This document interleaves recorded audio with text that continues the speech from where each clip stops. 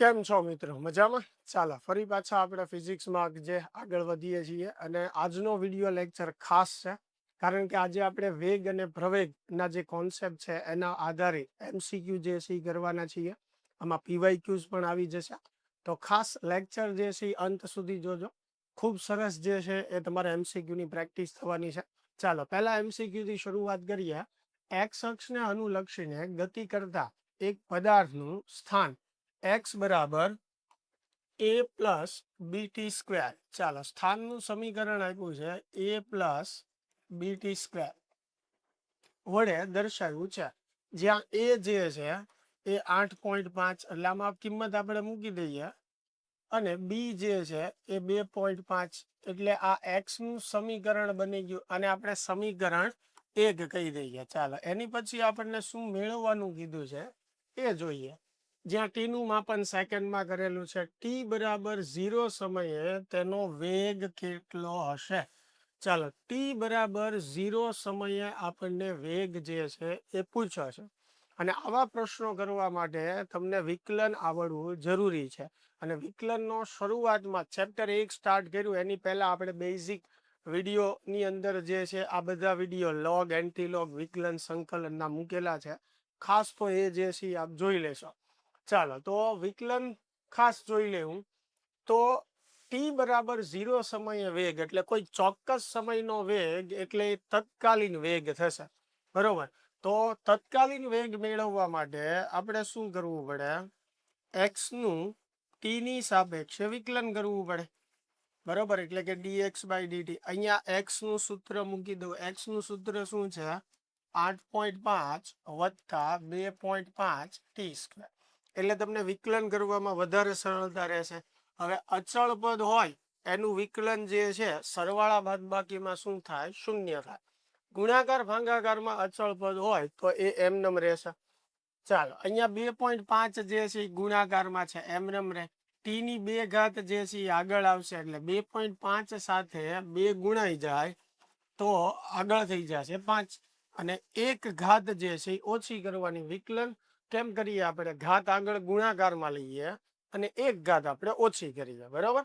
તો 2 ઘાત છે 1 ઘાત વધશે. ચાલો તો v બરાબર 5t જે છે આપણને મળ્યું. હવે ટી બરાબર 0 સમય આપણને કીધું છે તો આ સમીકરણમાં ટી બરાબર 0 મૂકતા આપણને વેગ જે છે કેટલો મળશે? 0. અહીંયા ટી બરાબર તમે 0 મૂકો તો 0 ગુણ્યા 5 0 થઈ જશે. ધારો કે આપણને એવું કીધું હોય ટી બરાબર 2 સેકન્ડ મેળવો તો અહીંયા ટી બરાબર હું 2 મૂકે તો 5 દુ 10 મને 10 વેગ મળે. બરોબર. ટી બરાબર આપણને 5 કીધું હોત તો અહીંયા હું 5 મૂકે તો 5 ગુણ્યા 5 તો 25 મળે. એટલે ટી બરાબર 0 સમયે કીધું છે એટલે 0 મૂક્યું.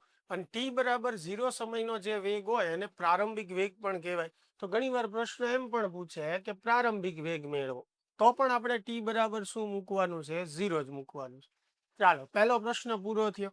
એની પછીનો પ્રશ્ન એવો છે કે 2 અને 4 સેકન્ડ વચ્ચે સરેરાશ વેગ અથવા એમ કે 2 થી 4 સેકન્ડની વચ્ચે સરેરાશ વેગ. હવે આ તત્કાલીન વેગ નથી. શું છે? સરેરાશ વેગ છે. સરેરાશ વેગનું સૂત્ર શું થાય? x2 માઇનસ x1 છેદમાં t2 માઇનસ t1 થશે. બરોબર. તો x2 જે છે એ નથી આપણી પાસે, x1 નથી. હા t1 ને t2 છે. પ્રારંભિક જે સમય હોય એને t1 કહેવાય. અંતિમ જે સમય હોય એને તમે t2 કહી શકો. ચાલો તો t1 t2 તો આપણને આપેલા છે પણ આપણી પાસે x1 x2 નથી. તો t1 ની કિંમત x ના સમીકરણમાં મૂકો એટલે x1 મળે. એટલે કે પ્રથમ સમય માટે તમને પ્રથમ સ્થાન મળે. એટલે ટી ની કિંમતો x ના સમીકરણમાં મૂકતા. ચાલો સૌ પ્રથમ જે છે t1 બરાબર જે છે આપણે 2 મૂકવાનું છે. તો અહીંયા આપણને જે સ્થાન મળશે એને આપણે x1 કહીએ. આ કેટલું છે? 8.5 છે વત્તા 2.5. હવે ટી જે છે એની જગ્યાએ 2 મૂકવાનું છે. માથે જે કઈ ઘાત છે પદ છે એ બધા એમના 8.5 વત્તા 2.5 ટી નો વર્ગ, ટીની જગ્યાએ કેટલું મૂકવાનું છે? 2 મૂકવાનું છે. ચાલો તો હવે 2 નો વર્ગ જે છે એ કેટલો થશે? 4 થશે. અને 4 ગુણ્યા 2.5 એટલે એ 10 થશે. અને 10 વત્તા 8.5 એટલે એ કેટલું થવાનું છે? 18.5 મીટર થશે. ખ્યાલ આવે છે? અહીંયા ગુણાકાર કેલ્ક્યુલેટરમાં કરી જોવાનો એકવાર, એટલે ભૂલ ન પડે. ચાલો હવે T2 બરાબર 4 છે, તો આ આપણને x2 મળશે. તો અહીંયા 8.5 વત્તા 2.5 અને t ની જગ્યાએ આપણે 4 મૂકશું. બરોબર, સમીકરણ આમાં જ મૂકવાની છે કિંમત. તો t ની જગ્યાએ 4 મૂકશું એટલે 4 નો વર્ગ જે છે એ 16 થશે. બરોબર, અને 16 જે છે એને ગુણ્યા આપણે 2.5 કરવાનું. તો 16 ગુણ્યા 2.5 કરીએ આપણે, તો પેલા 16 ગુણ્યા 2 કરીએ. 16 દુ જે છે 38, અને પછી પેલા 16 દુ 32, અને બાકીના 8 ઉમેરીએ એટલે 40. 40 વત્તા 8.5 એટલે કેટલું થશે? 48.5 મીટર થશે. ચાલો, ક્લિયર થાય છે? આ આપણને x2 મળી ગયું. હવે એ કિંમત આપણે સરેરાશ વેગમાં મૂકી દઈએ. ચાલો, એ કિંમત જે છે એ આપણે સરેરાશ વેગમાં મૂકી દઈએ. તો સરેરાશ વેગ v બરાબર x2 એટલે 48.5 માઇનસ x1 એટલે 18.5. એમાંથી નીચે T2 માઇનસ T1 એટલે 4 માઇનસ 2. ચાલો, તો 48.5 માંથી 18.5 આપણે બાદ કરશું તો કેટલું આવશે? 38 ને 28 આવશે.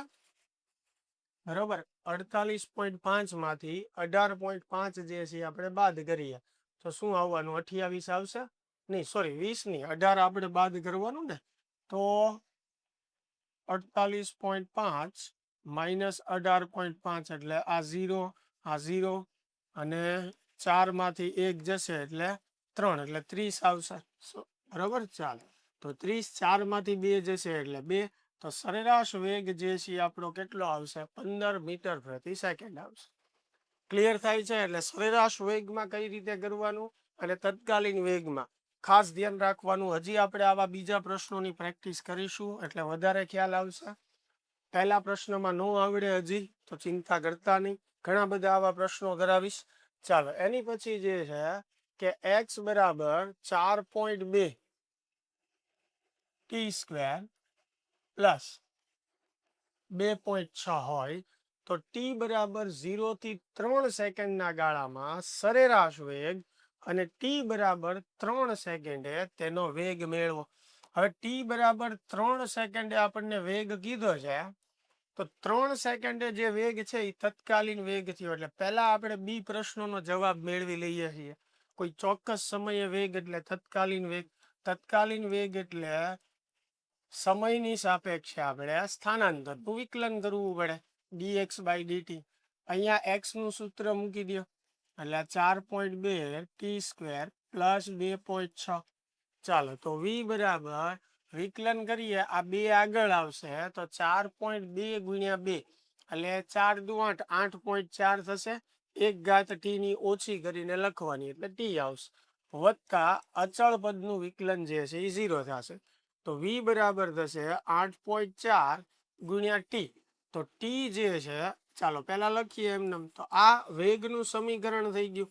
હવે t બરાબર 3 સેકન્ડે આપણે વેગ મેળવવાનો છે એટલે t બરાબર 3 મૂકીએ તો 8.4 ગુણ્યા કેટલું થશે? 3 થશે. ચાલો, 4 તેરી 12 વધી 1 અને 8 તેરી 24 ને 1 25. તો તત્કાલીન વેગ આપણો જે છે 3 સેકન્ડનો એ કેટલો આવશે? 25.2 મીટર પ્રતિ સેકન્ડ આવશે. ક્લિયર થાય છે? ચાલ, હવે બીજો પ્રશ્ન આપણે શું મેળવવાનો છે, એટલે કે પહેલો પ્રશ્ન એમ કે 0 થી 3 સેકન્ડના ગાળામાં સરેરાશ વેગ. હવે સરેરાશ વેગ માટે અગાઉ આપણે પ્રશ્ન ગણ્યો એ મુજબ શેની જરૂર પડશે? x1 અને x2 ની. બરોબર, તો એની માટે સૌ પ્રથમ t1 જે છે એ કેટલું થશે? 0 થશે. તો t1 જે છે એ 0 છે પહેલો સમય.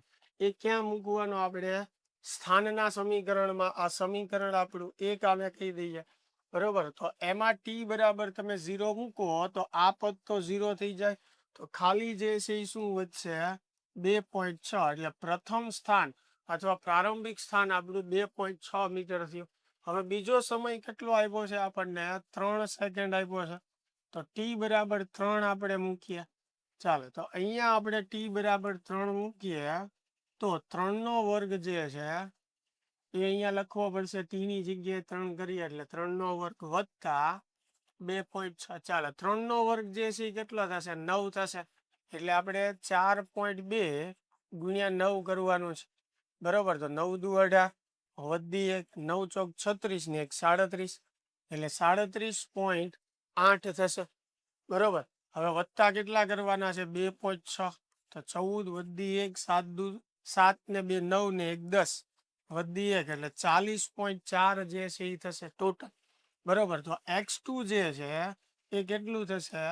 40.4 મીટર થશે. ખાસ સાદું રૂપ જે છે એ તમે એકવાર ચેક કરી લેજો. ઘણી વાર એવું બને કે હું ફટાફટ સ્પીડથી કરાવતો હોય તો કંઈક નાની મોટી ભૂલ રહી જાય. બરોબર છે.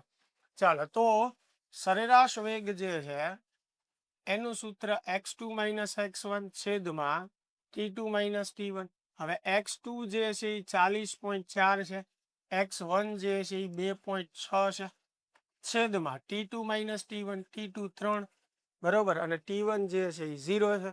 ચાલો તો 40.4 જે છે એમાંથી આપણે 2.6 બાદ કરવાનું એટલે 14 માંથી 6 જશે એટલે 8 વધશે. બરોબર છે. ચાલો અહીંયા જે છે 9 થશે, 9 માંથી 2 જશે તો અહીંયા 7 વધશે એટલે 37.8 જે છે એ થશે. ચાલો તો સરેરાશ વેગ v જે છે ઉપર 37.8 આવ્યું અને નીચે જે છે એ 3. તો 37.8 ભાગ્યા આપણે કેટલું કરવાનું છે? 3 કરવાનું છે. એટલે 3 એકા 3 થશે, 3 દુ 6 એટલે 1 વધશે અને 3 6 18 એટલે 12.6 મીટર પ્રતિ સેકન્ડ. રેડી? ચાલો તો 12.6 આપણો સરેરાશ વેગ જે છે એ થઈ ગયો. તત્કાલીન વેગ આપણને કેટલો મળે છે? 25.2 મીટર પ્રતિ સેકન્ડ. ક્લિયર થાય છે? ચાલો આગળ વધીએ. ખૂબ સરસ. એની પછીનો પ્રશ્ન છે કે સુરેખ પથ પર ગતિ કરતા કણ માટે સ્થાનનું સૂત્ર જે છે x બરાબર -2 - 5t વત્તા t નો ક્યુબ છે. તો t બરાબર 2 સેકન્ડે પ્રવેગ શોધો. ચાલો આમાં પ્રવેગ કીધો છે અને 2 સેકન્ડ એટલે ચોક્કસ સમયે કીધો છે એટલે તત્કાલીન પ્રવેગ થયો. તો તત્કાલીન પ્રવેગ મેળવવા માટે પહેલા વેગ જોવે, કારણ કે વેગનું વિકલન કરીએ તો પ્રવેગ મળે. તો પહેલા વેગ મેળવીએ. વેગ મેળવવા માટે શું કરવું પડશે? આપણે સ્થાનાંતર જે છે એનું વિકલન કરવું પડશે. આ 2 - 5t વત્તા t ક્યુબ. અહીંયા x ની કિંમત મૂકી દઈએ. ચાલો વિકલન કરો. આ અચળ પદ એનું વિકલન 0 - 5. આ 1t છે એનું વિકલન 1. પછી અહીંયા 3 ઘાત આગળ આવે, 1 ઘાત ઓછી થાય. તો v બરાબર -5 વત્તા 3t². રેડી? આ જે છે એ આપણને વેગ જે છે એ મળ્યો. હવે આપણે જોઈએ છીએ પ્રવેગ. તો પ્રવેગ જોતો હોય તો વેગનું સમયની સાપેક્ષે વિકલન કરવું પડે એટલે કે dv/dt. ચાલો અહીંયા વેગનું સૂત્ર મૂકી દો. વેગનું સૂત્ર છે -5 વત્તા 3t². તો એ બરાબર જે છે અચળ પદનું વિકલન 0. અહીંયા 2 ઘાત આગળ આવે એટલે 3 દુ 6, 1 ઘાત ઓછી થાય. તો એ બરાબર 6t. આ પ્રવેગનું સમીકરણ થઈ ગયું. હવે એમાં જે t બરાબર આપણને કીધું હોય, કેટલું કીધું છે? 2. તો t બરાબર આપણે 2 મૂકીએ તો 6 દુ 12 એટલે આપણો પ્રવેગ આવશે 12 મીટર પ્રતિ સેકન્ડ સ્ક્વેર. ચાલો ક્લિયર થાય છે? તો ઓપ્શન સી માં આપેલું જ છે. બરાબર, 12 મીટર પ્રતિ સેકન્ડ સ્ક્વેર. ક્લિયર થાય છે? ઓકે આગળ વધીએ પાછા. એની પછીનો પ્રશ્ન જે છે કે કોઈ પદાર્થનું સ્થાનનું સમીકરણ જે છે x બરાબર t નો ઘન વત્તા 4t² -2t + 5 હોય તો 4 સેકન્ડે વેગ અને પ્રવેગ મેળવો. ચાલો 4 સેકન્ડે વેગ અને પ્રવેગ મેળવવાના છે. તો વેગ મેળવવા માટે આપણે x ના સમીકરણનું વિકલન કરીએ. તો હવે તો ડાયરેક્ટ કરીએ છો. આ સમીકરણનું વિકલન કરો એટલે વેગ મળે. તો અહીંયા ટી ઘન જે છે એમાં 3 આગળ આવે, 1 ઘાત ઓછી થાય. અહીંયા ટી ની 2 ઘાત છે, 2 ઘાત આગળ આવે એટલે 4 દુ 8, 1 ઘાત ઓછી. અહીંયા -2 ગુણાકારમાં એમ નામ ટી નું વિકલન 1 થાય, 5 એકલું અચળ પદ છે એનું વિકલન 0. તો વેગનું સમીકરણ આપણને મળ્યું 3t² + 8t - 2. આને આપણે સમીકરણ 2 કહી દઈએ, આગળ જતા જરૂર પડશે આની. હવે ટી બરાબર આપણે શું મૂકવાનું છે, કેટલું કીધું છે, 4 સેકન્ડ. તો ટી બરાબર આપણે 4 મૂકી દઈએ એટલે 4 સેકન્ડે વેગ મળે, એટલે અહીંયા 4 નો વર્ગ વત્તા 8, અહીંયા 4 માઇનસ 2. ચાલો 4 નો વર્ગ 16, 16 તેરી 48 વત્તા 8 ચોકું 32 માઇનસ 2. 32 માંથી 2 કાઢીએ 30 વધશે, તો 48 વત્તા 30 એટલે 78 મીટર પ્રતિ સેકન્ડ. ચાલો તો 4 સેકન્ડનો વેગ આપણને કેટલો મળ્યો, 78 મળ્યો. હવે આપણે જોઈએ છીએ પ્રવેગ. તો પ્રવેગ આપણે જોઈતો હોય તો વેગનું સમયની સાપેક્ષે વિકલન કરવું પડે. તો આ વેગનું સમીકરણ છે એનું સમયની સાપેક્ષે વિકલન કરો. આને ધ્યાનમાં રાખવાનું. એમ નો ખ્યાલ આવે તો પહેલા એક સ્ટેપ વધારે કરવાનું, અહીંયા વેગનું સૂત્ર જ મૂકી દેવાનું, v ની જગ્યાએ 3t² + 8t - 2. ચાલો હવે જે છે એ વિકલન તમે કરો તો 2 આગળ આવશે એટલે 3 દુ 6, 1 ઘાત ઓછી વત્તા 8 એઝ ઇટ ઇઝ. ટી નું વિકલન શું થશે, 1. 2 જે છે એકલું અચળ પદ છે એટલે એનું વિકલન 0. ચાલો તો 6t + 8 આ જે છે એ પ્રવેગનું સમીકરણ થયું. હવે એમાં જે સમયે આપણને પ્રવેગ મેળવવાનો કીધો છે એ સમય મૂકી દેવાનો, એટલે ટી બરાબર આપણે 4 મૂકીએ. ચાલો અહીંયા 6, ટી ની જગ્યાએ આપણે 4 મૂકીએ, 8. તો 6 ચોક 24, 24 ને 8 કેટલા થશે, 32. તો આ આપણને તત્કાલીન વેગ અને તત્કાલીન પ્રવેગ જે છે એ મળી ગયા, જે તે ચોક્કસ સમય. ક્લિયર એટલી વાત. હવે બીજો પ્રશ્ન આમાં આપણને એવો પૂછ્યો છે કે 0 થી 4 સેકન્ડના ગાળામાં સરેરાશ વેગ અને સરેરાશ પ્રવેગ મેળવો. હવે આમાં બંને વસ્તુ આપણે મેળવવાની છે, સરેરાશ વેગ અને સરેરાશ પ્રવેગ. ચાલો સરેરાશ વેગનું સૂત્ર તો તમને ખ્યાલ જ છે, બરોબર. x2 - x1 છેદમાં t2 - t1. હવે સમય જે છે એ 2 છે, આ આપણી માટે t1 થયું, આ આપણી માટે t2 થયું, બરોબર. તો સૌથી પહેલા મારે સ્થાનની જરૂર પડે. તો સ્થાનના સમીકરણમાં t1 બરાબર 0 એટલે કે t0 મૂકીએ તો આપણને x1 મળે. તો અહીંયા 0 મૂકો, આ પદ 0, અહીંયા પણ 0 થશે, અહીંયા પણ 0 થશે. તો x1 બરાબર શું આવશે, 5. હવે એવી રીતે t2 બરાબર 4 મૂકીએ આપણે. ક્યાં મૂકવાનું છે, સ્થાનના સમીકરણમાં, બરોબર.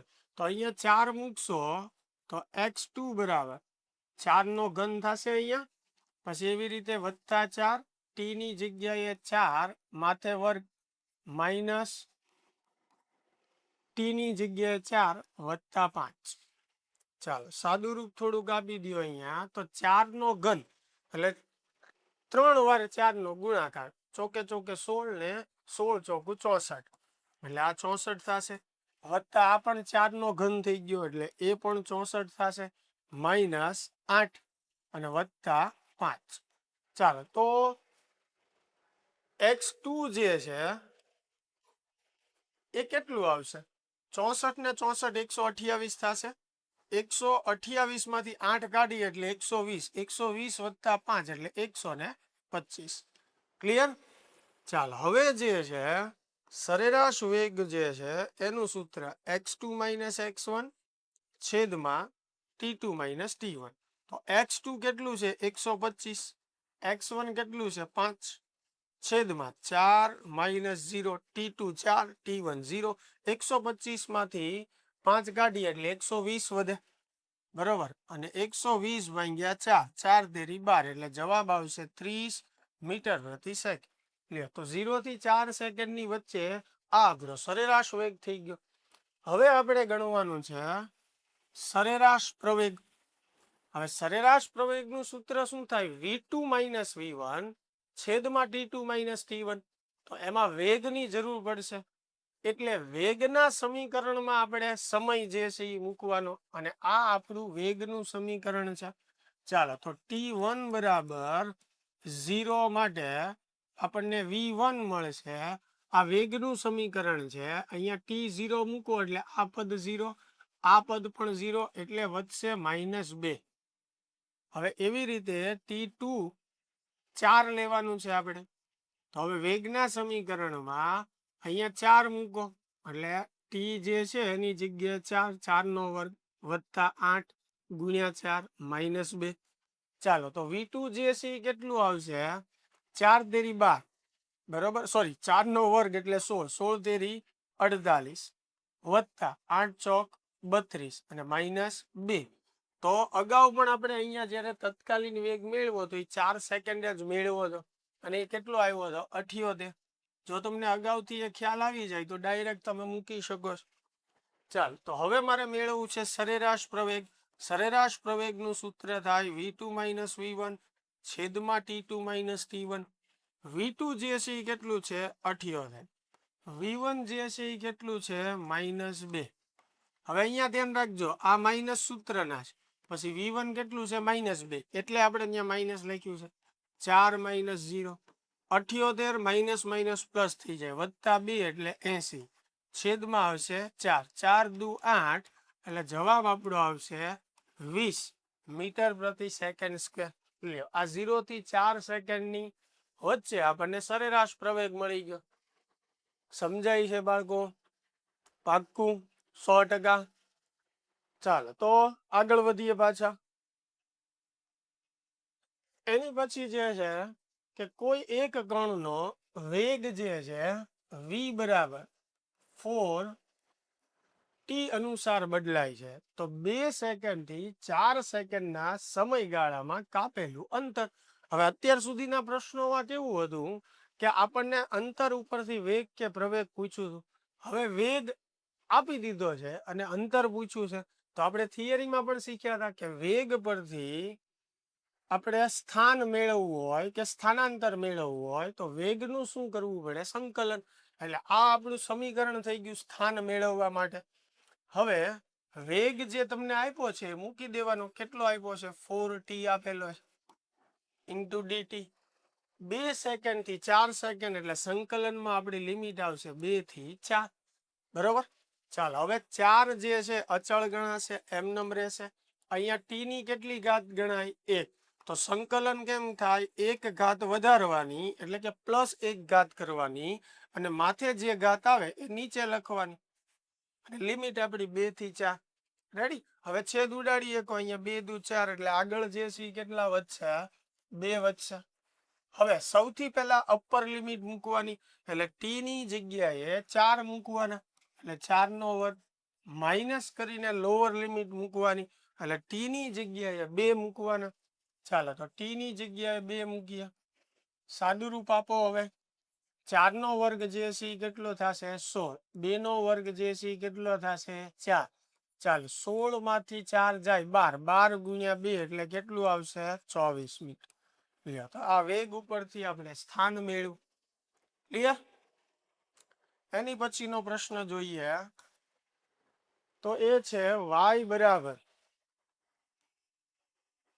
a plus b t plus c t square minus d t raise to 4, જ્યાં એ બી સી ડી અચળાંકો છે, બરોબર છે, અને y જે છે એ સ્થાનાંતરનું સમીકરણ છે એટલે x ની બદલે y આપ્યું છે. તો એનથી મૂંઝાવાનું નથી. સ્થાનાંતરને x વડે દર્શાવે, r વડે દર્શાવે, y વડે દર્શાવે. આપણને જે આપ્યું હોય એ સંજ્ઞા આપણે લેવાની, બરોબર છે. ચાલો હવે જે છે તો કણના પ્રારંભિક વેગ અને પ્રવેગ જે છે એ મેળવો. ચાલો પ્રારંભિક એટલે અગાઉ જ હમણાં મેં તમને કીધું કે t બરાબર 0 આપણે મૂકવાનું, બરોબર. વેગ અને પ્રવેગ બંને મેળવવાના. તો વેગ મેળવવા માટે આપણે સ્થાનાંતરનું શું કરવાનું? વિકલન. આ સમીકરણનું વિકલન કરો તો અહીંયા a અચળ છે 0, એકલું પદ છે. અહીંયા b ગુણાકારમાં છે, એમનેમ રહેશે. t નું વિકલન 1 વત્તા t ની 2 ઘાત આગળ આવે એટલે 2c 1 ઘાત ઓછી કરવાની માઇનસ અહીંયા t ની 4 ઘાત આગળ આવે એટલે 4d અને 1 ઘાત ઓછી કરવાની. હવે પ્રારંભિક વેગ માટે t બરાબર આપણે શું કરવાનું? 0 મૂકી દેવાનું. ચાલો એને હું v0 કહી દઉં તો પણ ચાલે. તો અહીંયા t0 મૂકો, આ પદ 0, અહીંયા t0 મૂકો, આ પદ 0, તો ખાલી શું વધ્યું? b વધ્યું. તો પ્રારંભિક વેગ જે છે આપણો શું થશે? p થશે. સમજાય છે? ચાલો હવે મેળવવાનું છે આપણે પ્રારંભિક પ્રવેગ. તો પ્રવેગ આપણે મેળવવો હોય તો વેગનું સમયની સાપેક્ષે વિકલન કરવું પડે. બરોબર. હવે વેગનું સમીકરણ લેવાનું, આ વેગ નહીં લેવાનું. ઘણા શું ભૂલ કરે પછી આમાં, વેગની જગ્યાએ આ મૂકે. આ એક ચોક્કસ સમયનો વેગ છે. આપણે વેગનું સમીકરણ મૂકવાનું, એટલે જે ટી ના વિધેય સ્વરૂપે હોય એ આપણું વેગનું સમીકરણ છે. બરોબર. તો વેગનું સમીકરણ શું છે? અહીંયા B plus 2ct minus 4d T નો ઘન. ચાલ, તો અહીંયા બી અચળ પદ એકલું, વિકલન 0, 2c અચળ એમનમ, ટી નું વિકલન 1, 3 ઘાત ટી ની આગળ આવે એટલે 4 તેરી 12, ડી એઝ ઇટ ઇઝ 1 ઘાત ટી ની ઓછી કરી લખ. રેડી? તો આ આપણને પ્રવેગનું સમીકરણ મળી ગયું. હવે ટી બરાબર આપણે 0 મૂકી દઈએ. ચાલો, તો ટી બરાબર 0 મૂકો, એ પ્રવેગને a0 કહી દો. તો અહીંયા ટી 0 મૂકશો તો આ પદ 0 થઈ જશે, તો ખાલી શું વધશે? 2c. તો બંને વસ્તુ આપણને મળી ગઈ, પ્રારંભિક વેગ અને પ્રારંભિક પ્રવેગ. ક્લિયર થાય છે? ચાલો આગળ વધીએ. હવે એની પછીનો પ્રશ્ન કે એક પદાર્થનું સ્થાનાંતરનું સમીકરણ જે છે એ y બરાબર -2/3 T square plus 16t plus 2 છે. તો આ પદાર્થને સ્થિર થવા માટે કેટલો સમય લાગશે? ચાલો થોડોક એનાથી આગળનો પ્રશ્ન આપણને પૂછો કે ભાઈ પદાર્થને સ્થિર થવા માટે કેટલો સમય લાગશે. હવે પદાર્થ સ્થિર થાય ત્યારે વેગ કેવો હોય? શૂન્ય હોય. તો પહેલા વેગ મેળવીએ. વેગ મેળવવા માટે સ્થાનાંતરનું સમયની સાપેક્ષે વિકલન કરવું પડે. ચાલો તો પહેલા વિકલન કરીએ. અહીંયા 2 ઘાત આગળ આવશે એટલે 2 દુ 4 છેદમાં 3 એમનમ 1 ઘાત ઓછી કરીને લખો. પછી અહીંયા 16 એમનમ ટી નું વિકલન 1, 2 નું વિકલન 0. તો આ આપણું વેગનું સમીકરણ થઈ ગયું. હવે આપણને એને પૂછ્યું છે કે પદાર્થ સ્થિર ક્યારે થશે, એટલે કે વેગ 0 ક્યારે થશે. તો પહેલા વેગ 0 મૂકી દઈએ. બરોબર. વત્તા 16.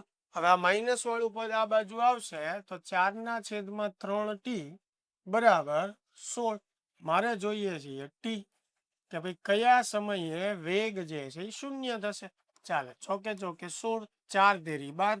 તો જવાબ જે છે એ આપણો આવશે 12 સેકન્ડ.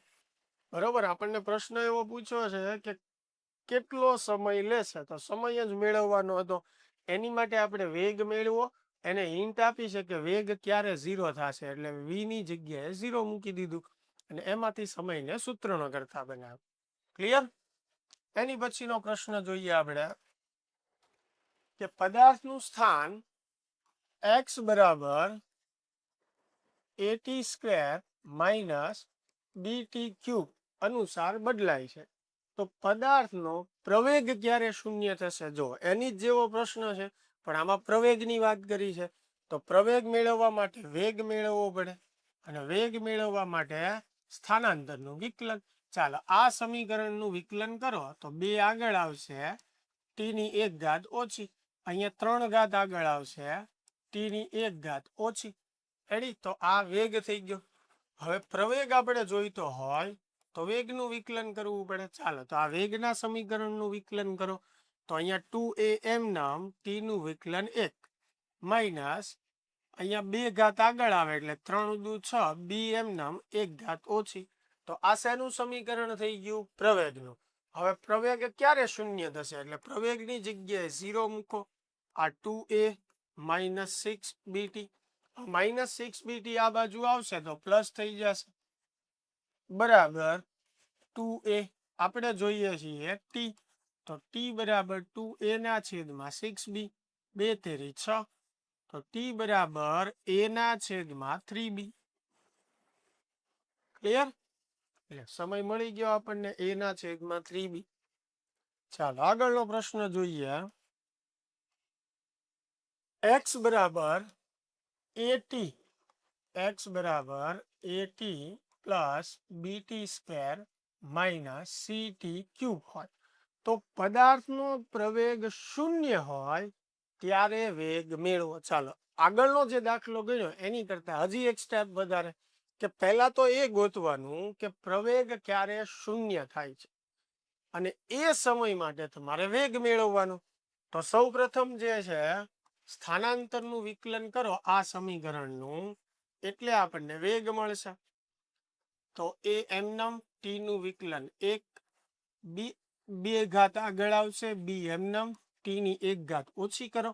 ચાલો અહીંયા 3 ઘાત આગળ આવશે, એક ઘાત ટી ની ઓછી કરીને લખો. આ વેગ મળ્યો આપણને. આ વેગનું સમીકરણ છે, ખાસ ધ્યાન રાખજો. હવે પ્રવેગ મારે જોઈતો હોય તો વેગનું વિકલન કરવું પડે.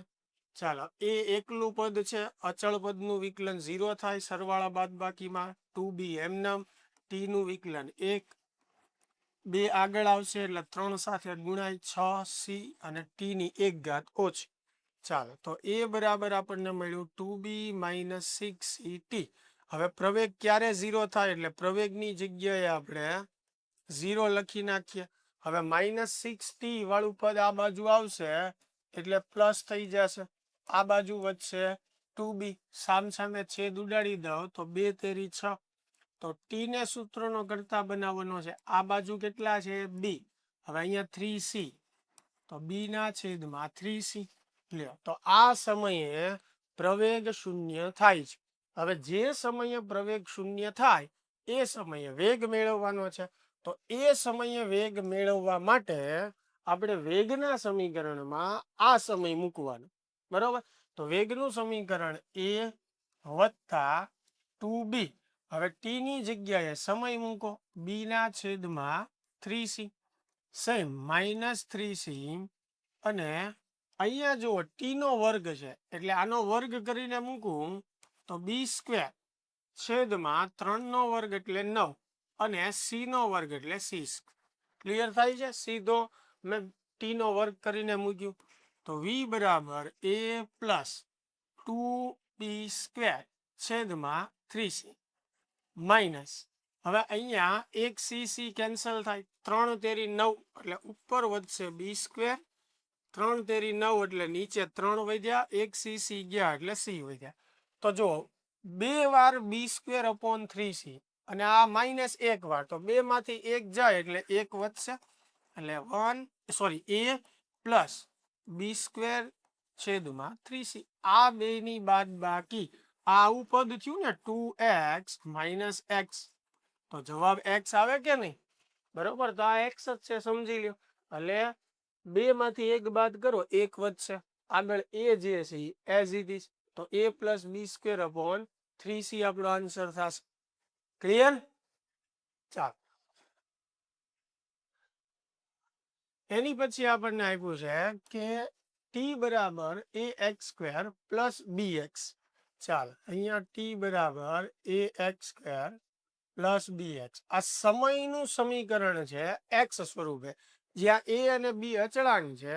તો કણનો પ્રવેગ વેગના વિધેય રૂપે મેળવો. હવે મેળવવાનું આપણે પ્રવેગ જ છે, પણ પ્રવેગનું જે સમીકરણ છે એ વી સ્વરૂપે મેળવવાનું છે, વેગ સ્વરૂપે.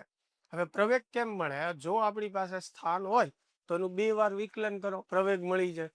પણ અહીંયા સ્થાન નથી આવ્યું. જો આ સમયનું સમીકરણ છે, ટી શું છે? સમય. એક્સ શું છે? સ્થાન. તો સમયનું સમીકરણ છે સ્થાન સ્વરૂપે, ઉલટું આવ્યું છે. અત્યાર સુધીના સમીકરણો કેવા હતા કે સ્થાનનું સમીકરણ હોય ટી ના સ્વરૂપે, અહીંયા ટી નું સમીકરણ છે સ્થાનના સ્વરૂપે. તો આનું વિકલન પણ આપણે ઉલટું કરશું, બંને બાજુ એક્સ ની સાપેક્ષે વિકલન કરીએ. બંને બાજુ આપણે શું કરીએ? એક્સ ની સાપેક્ષે વિકલન કરીએ. તો આનું વિકલન ડીટી બાય ડીએક્સ, અહીંયા એક્સ ની સાપેક્ષે કરો, 2 ઘાત આગળ આવશે, 1 ઘાત ઓછી કરવાની, બરોબર. અહીંયા બી એઝ ઇટ ઇઝ, અને એક્સ નું વિકલન શું થશે? 1 થશે. તો ડીટી ના છેદમાં ડીએક્સ આવું કંઈક મને મળે છે, 2ax પ્લસ બી. પણ મારે તો પ્રવેગ જોઈએ છીએ. પ્રવેગ ક્યાંથી મળે? વેગનું વિકલન કરવાથી, અને વેગ એટલે dx બાય dt. પણ અહીંયા તો જુઓ dt બાય dx, તો સીધું છે આને વ્યસ્ત કરી નાખીએ, dx બાય dt લખું તો આને 1/2 2ax પ્લસ બી આમ લખી શકું, અને કાંઈ ઘાત નથી તો માથે એક ઘાત તો લખી શકાય. હવે dx બાય dt એટલે વેગ થયો, તો એની જગ્યાએ વેગ લખીએ. હવે આ પદને મારે ઉપર જ લખવું છે, તો જો એને ઉપર લાવીશ તો એની ઘાત માઇનસ થઈ જશે, એટલે 2ax પ્લસ બી એની -1 ઘાત. હેડી સમજાણું આટલું પદ? તો આગળ વધુ. ચાલો રેડી. હવે મારે પ્રવેગ જોઈએ છે, તો વેગનું વિકલન કરવાનું. ચાલે તો પ્રવેગ એટલે સમયની સાપેક્ષે વેગનું વિકલન.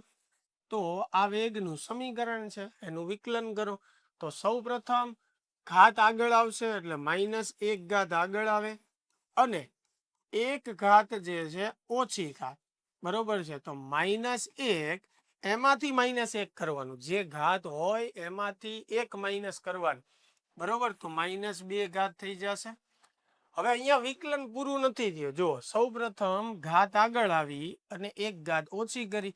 વિકલનના સાંકળ નિયમની મદદથી હવે ઘાત નીચે જે કૌંસ છે એનું આપણે વિકલન કરવું પડશે, અને ઘાતની નીચે કૌંસ છે 2ax પ્લસ બી. ચાલો તો આ -1 ને ખાલી માઇનસ લખું તો ચાલે. આ જે સમીકરણ છે તમે જુઓ, v બરાબર -1 ઘાત છે, તો બે બાજુ વર્ગ કરું તો અહીંયા -2 ઘાત થઈ જાય, અને અહીંયા 2 ઘાત થાય. તો આ -2 ઘાત બરાબર v નો વર્ગ આવે કે નહીં? તો આની જગ્યાએ હું v નો વર્ગ લખી શકું. રેડી? કારણ કે આપણને મેળવવાનું કીધું છે પ્રવેગને વેગ સ્વરૂપે, એટલે સમીકરણમાં આપણે વેગ લાવશું. ચાલો તો આ પદનું હવે વિકલન કરીએ. આનું તો મેં લખી નાખ્યું. અહીંયા 2a જે છે અચળ એમનેમ, x નું t ની સાપેક્ષે વિકલન એટલે dx બાય dt કહેવાય, એને બી અચળ પદ છે એટલે એનું વિકલન 0. ક્લિયર? હવે dx બાય dt એટલે એને કહેવાય વેગ. તો a બરાબર માઇનસ v નો વર્ગ ઇન્ટુ 2a ઇન્ટુ v. બરાબર. જો આ 2a એમનેમ dx બાય dt ની જગ્યાએ v, આગળ -v² એમનેમ, તો v² ગુણ્યા v જે છે એ શું થશે? v નો ઘન થશે. તો જવાબ આપણો થશે -2a v ઘન. આ આપણો પ્રવેગ થઈ ગયો વેગ સ્વરૂપે. થોડુંક અઘરું છે, વિકલન ખાસ ધ્યાને રાખવું પડે. મેથ્સ વાળાને તો હજી વિકલન આવશે એટલે ધીમે ધીમે આવડી જશે. બાયોલોજી વાળા ખાસ જે છે વિકલનની પ્રેક્ટિસ રાખજો, તો જ આવા પ્રશ્નો જે છે એ વ્યવસ્થિત ગણી શકશો. ક્લિયર થાય છે આ પ્રશ્ન? ચાલો આગળ વધીએ. તો આપણે એની પછીનો પ્રશ્ન જે છે કે એક મોટરસાયકલ તેને કાપવાના કુલ અંતરના 1/3 જેટલું અંતર 10 કિલોમીટર પ્રતિ અવર. ચાલ એને જે અંતર કાપવાનું છે એમાં ત્રીજા ભાગનું અંતર 10 કિલોમીટર પ્રતિ અવરની ઝડપે કાપે છે. ત્યારબાદનું 1/3 અંતર જે છે એ 20 કિલોમીટર પ્રતિ અવરની ઝડપે કાપે છે, અને બાકીનું 1/3 અંતર જે છે એ 30 કિલોમીટર પ્રતિ અવરની ઝડપે કાપે છે. તો મોટરસાયકલની સરેરાશ ઝડપ શોધો. હવે આ પણ મેં તમને જ્યારે સરેરાશ વેગને તત્કાલીન વેગને શીખવાડ્યું ત્યારે આની માટેના સૂત્રો તમને આપેલા છે, કે જો પ્રશ્નની અંદર કપાતું અંતર એક સમાન હોય, બરોબર, એટલે કે અંતર સમાન હોય ત્યારે સરેરાશ વેગ મેળવવાનું જે સૂત્ર છે એ 3/v 1/v1 plus 1/v2 plus 1/v3. હવે મેં અહીંયા 3 શું કામ લીધા? કારણ કે આપણને 3 વેગના ગાળા આપેલા છે. જો 2 આપ્યા હોત તો સૂત્ર એમ બને 2/v 1/v1 પ્લસ 1/v2. ધારો કે 4 આપ્યા હોત તો 4/v 1/v1 plus 1/v2 plus 1/v3 plus 1/v4. એવી રીતે થશે. સમજાય છે? અંતર સમાન હોય ત્યારે. બાકી એક જનરલ સૂત્ર તમારી પાસે છે જ તે, કે સરેરાશ ઝડપ એટલે કાપેલું કુલ અંતર. તો અહીંયા ટોટલ 3 વાર તમને આપેલું છે, અને d1 plus d2 plus d3 થઈ ગઈ. એના છેદમાં કુલ સમયગાળો t1 plus t2 plus t3, એટલે કે કુલ પથ લંબાઈ છેદમાં કુલ સમય. તો આના પરથી તમે મેળવી શકો છો, પણ 2-3 સ્ટેપ આમાં વધારે થશે. એટલે આપણે એક ટૂંકું સૂત્ર જેવું બનાવી નાખેલું છે. આમાંથી મારે આ સરેરાશ ઝડપ v જે છે એ મેળવવાની. ચાલો આમાં કિંમત મૂકીએ 3 v આપણે જોઈએ છીએ. v1 જે છે એ કેટલું છે 10, v2 જે છે એ કેટલું છે 20 અને v3 જે છે એ કેટલું છે 30 છે. ચાલો તો હવે કંઈક લસા કે એવું આપણે લઈએ. તો લસા તરીકે 60 લઈએ આપણે, 3 દુ 6, 60 થશે. બરોબર છે. 10 તો જે છે એ બધામાં છે જ તે. બરોબર. અથવા એમ તમને નો ખ્યાલ આવે તો શું કરે, જો આને ઈઝી કરવા માટે 1/10 કોમન કાઢી લો. બરોબર. 1/10 કોમન કાઢી લો તો અહીંયા 1 વધે. હવે અહીંયા છેદમાંથી 10 વયા ગયા એટલે 2 વધશે, 10 દુ 20. અહીંયા 10 વયા ગયા તો 10 તેરી 30, 3 વધશે. રેડી? ચાલ તો આ 1/10. હવે અહીંયા 3 દુ 6 લસા લઈએ, એટલે જ મેં પહેલા કીધું હતું ને 60 લઈએ એમ, 10 × 6. આ તો નો ખ્યાલ આવતો આવી રીતે. હવે અહીંયા 3 દુ 6 લસા લીધા, અહીંયા 6 ગુણાશે, વત્તા અહીંયા 3 ગુણાશે અને અહીંયા જે છે 2 ગુણાશે. ક્લિયર? ચાલો તો 3/v બરાબર 1/10. 6 ને 3 9, 9 ને 2 11. ચાલો 11/6 થશે. હવે મારે જોઈએ છે v. તો v બરાબર શું થશે, વ્યસ્ત કરી નાખું એટલે આ v/3. બરાબર. બંને બાજુ આપણે શું કરીએ છીએ, વ્યસ્ત કરીએ છીએ, કારણ કે મારે v જોઈએ છીએ. તો વ્યસ્ત કરી નાખવું એ 10 × 6 એટલે 60 ઉપર જશે. છેદમાં કેટલા આવશે, 11 આવશે. ચાલો તો v બરાબર 60 × 3 છેદમાં 11. તો 60 × 3 એટલે 180 થશે અને 180 ભાગ્યા આપણે 11 કરવાના છે. બરોબર છે. તો 11 એકા 11 આપણે અહીંયા લખી શકીએ, કેટલા આવશે 7 એટલે 70, 11 6 66 એટલે આપણો જવાબ 16 પોઈન્ટ સમથિંગ હોવો જોઈએ. બરાબર. એટલે 16 પોઈન્ટ સમથિંગ વાળો એટલે આ બી ઓપ્શન જ છે, 16.36. એટલે ઓપ્શન આપ્યો એટલે પછી તો આખો ભાગાકાર કરવાની જરૂર ન પડે. ક્લિયર થાય છે? ચાલો એની પછીનો પ્રશ્ન આપણે જોઈએ કે 2 સ્ટેશન વચ્ચેનું અંતર 40 કિલોમીટર છે. ચાલો 2 સ્ટેશન આપણે લઈ લઈએ. આ પ્રથમ સ્ટેશન છે, આ બીજું સ્ટેશન છે. બરાબર. બંને વચ્ચેનું અંતર જે છે એ 40 કિલોમીટર છે. ચાલો ટોટલ અંતર બંને સ્ટેશન વચ્ચેનું 40 કિલોમીટર. એક ટ્રેનને આ અંતર કાપવા માટે 1 કલાક લાગે. એટલે આ 40 કિલોમીટર અંતર કાપવા માટે ટ્રેનને લાગતો ટોટલ સમય જે છે એ 1 કલાકનો છે. પહેલા સ્ટેશનથી ટ્રેન પોતાની ગતિની શરૂઆત કરે. ચાલો અહીંયાથી ટ્રેન ગતિની શરૂઆત કરે તો આ બિંદુએ એનો વેગ 0 કહેવાય. બરોબર. અહીંયા મેં જે લખ્યા છે આ બધા વેગ લખું છું. તો અહીંયા વેગ એનો 0 થશે. પ્રથમ 5 કિલોમીટર તે અચળ પ્રવેગી ગતિ કરે છે. ચાલો પહેલું 5 કિલોમીટર અંતર જે છે, પહેલું 5 કિલોમીટર અંતર અચળ પ્રવેગી, એટલે પ્રવેગ અચળ છે. પ્રવેગ અચળ હોવો એટલે વેગમાં સમાન વધારો થતો, એટલે પ્રવેગ અચળ હોય. એટલે સમજો કે અહીંયા 0 વેગથી ગતિ શરૂ કરે અને 5 કિલોમીટર અંતર કપાઈ જાય ત્યાં સુધીમાં એનો વેગ v જેટલો થઈ ગયો. બરોબર. ત્યાં સુધીમાં એનો વેગ કેટલો થઈ ગયો, v જેટલો થઈ ગયો.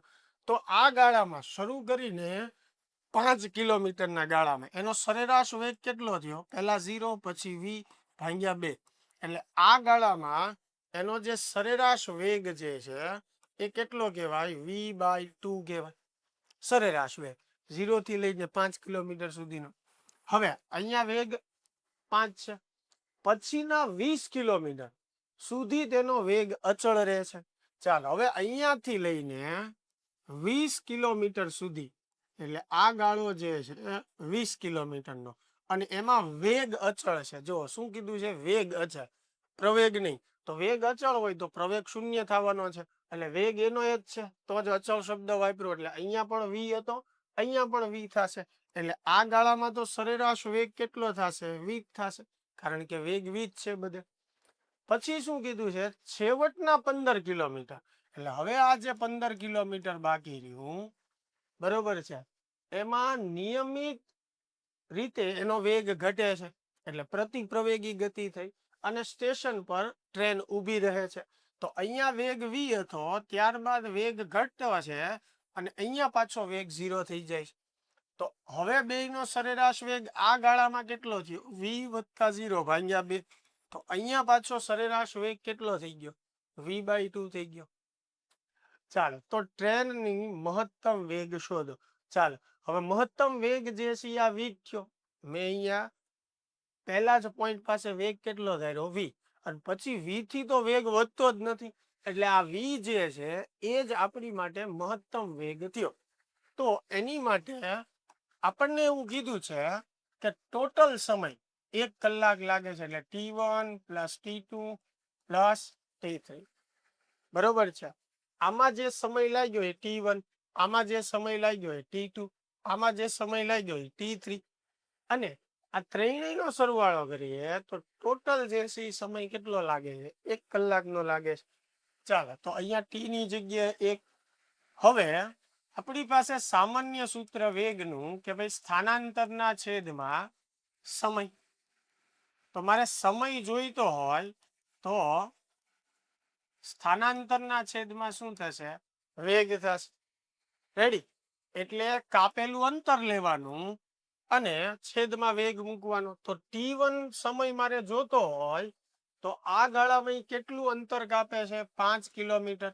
છેદમાં એનો વેગ કેટલો વેગ આવશે? એનો v/2 સરેરાશ વેગ લેવો પડશે, કેમ કે આ ગાળામાં વેગ જે છે એ 0 થી લઈને v સુધી થાય છે. એવી રીતે બીજા ગાળાનો સમય 20 કિલોમીટર અંતર કાપવા માટેનો સમય, તો 20 ના છેદમાં v આવશે. ત્યાં તો વેગ અચળ જ છે. હવે ત્રીજા ગાળામાં સમય t3, તો ત્રીજા ગાળા માટે 15 છેદમાં વેગ, એનો સરેરાશ વેગ જે છે એ કેટલો છે? v ના છેદમાં 2. ચાલો, આ 1. હવે 2 ઉપર જશે એટલે 10 ના છેદમાં v, અહીંયા 20 છેદમાં v, અહીંયા 2 ઉપર જશે એટલે 15 દુ 30 છેદમાં v.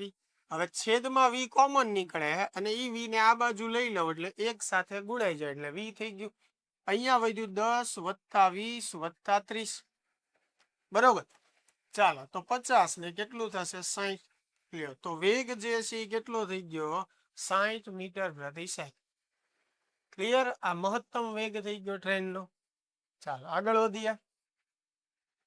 એની પછીનો પ્રશ્ન કે એક સાયકલ સવાર પોતાના ગતિ કરવાના કુલ અંતરમાંથી ત્રીજા ભાગનું અંતર 12 કિલોમીટર/અવર જેટલી ઝડપથી અને બાકીનું અંતર 18 કિલોમીટર/અવર ની ઝડપથી કાપે છે, તો સરેરાશ ઝડપ ખાલી જગ્યા થશે.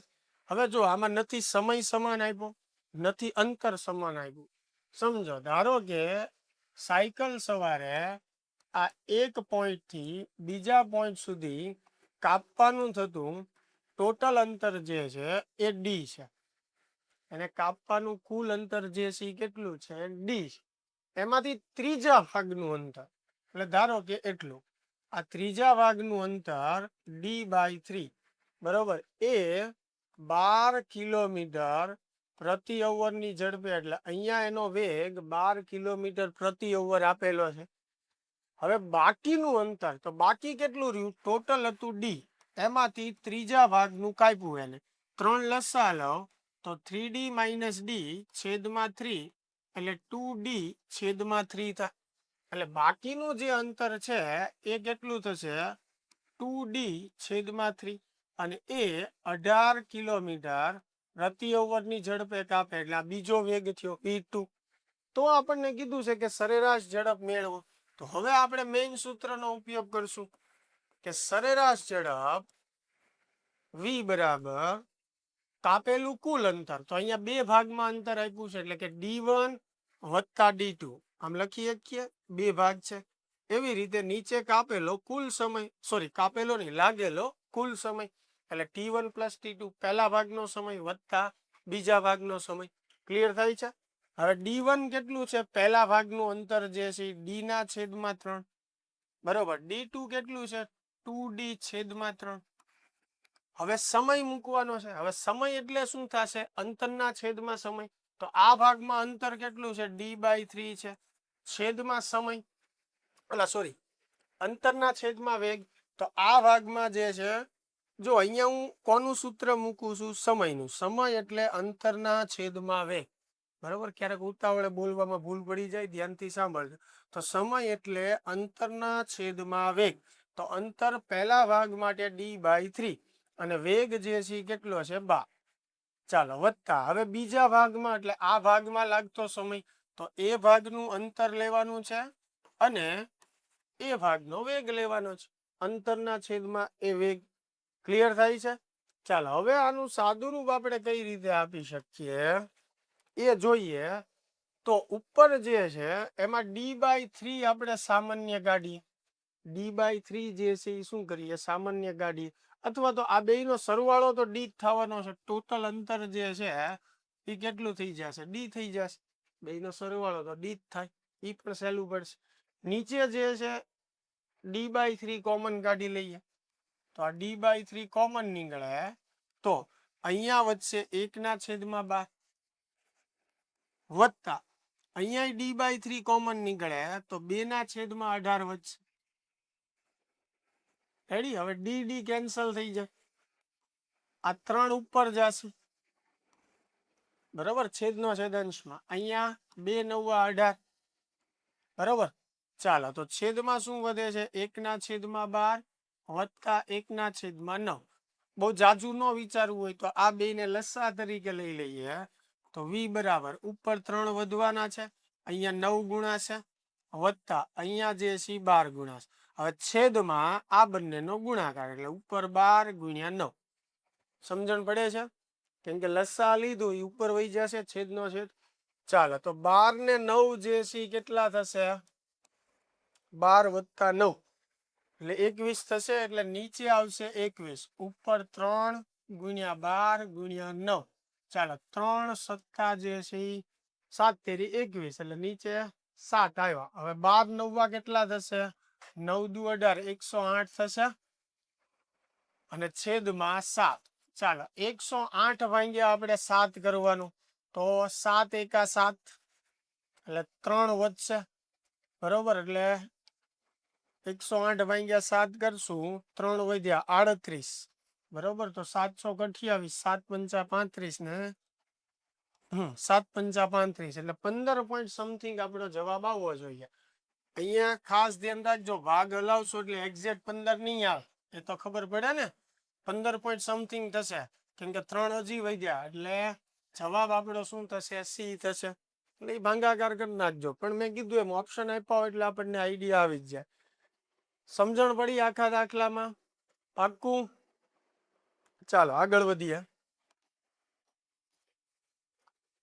એની પછી એક વ્યક્તિ કાપેલા કુલ અંતરનું અડધું અંતર 2 કિલોમીટર પ્રતિ અવરની ઝડપે અને બાકીનું અડધું અંતર 4 કિલોમીટર પ્રતિ અવરની ઝડપે, તો સરેરાશ ઝડપ મેળવો. તો આમાં જો બે ગાળા આપ્યા છે, અંતર સમાન છે. તો હમણાં જ આવો એક આપણે પ્રશ્ન કર્યો, 2/v બરાબર 1/v1 + 1/v2. બરોબર. ચાલો, v આપણે મેળવવાનો હોય. v1 જે છે કેટલું છે? 5 અને v2 જે છે કેટલું છે? 4. ચાલો, લસા બસ્સા લઈ લઈએ. 4 અહીંયા ગુણાશે, 5 અહીંયા ગુણાશે, નીચે 5 × 20. આપણે જોઈએ છીએ v. તો આ 20 જે છે આ બાજુ આવશે. 5 + 4 એટલે કેટલું થશે? 9 થશે. તો 40/9 થશે. ઉપર 20 × 2 એટલે. તો હવે ભાગ ચલાવવો હોય તો 9 × 5 = 45 થશે. 9 ચોક 36 થશે. એટલે 9 ચોક 36. બરોબર, 4 વધે એટલે 4 પોઈન્ટ સમથિંગ આપણો જવાબ આવે. પણ અહીંયા જુઓ 4.44 આપ્યું છે અને 4.50. આ બે ઓપ્શન તો નીકળી જાય, 5 અને 4. તો હવે પરફેક્ટ આપણે ભાગાકાર કરી નાખીએ. 40 એને ભાગ્યા 9. બરોબર, તો 9 ચોક 36 એટલે 4 વધશે, ભાગ નહીં હાલે, મીંડું. તો 9 ચોક 36 એટલે 4.44 એવું જ આવશે. ક્લિયર? તો બી ઓપ્શન થઈ ગયો આપણો જવાબ. ક્લિયર? એની પછીનો પ્રશ્ન આપણે જોઈએ. આકૃતિમાં દર્શાવ્યા અનુસાર એક કીડી 1 મીટર ત્રિજ્યાવાળા વર્તુળાકાર માર્ગ પર બિંદુ P થી Q પર જાય છે.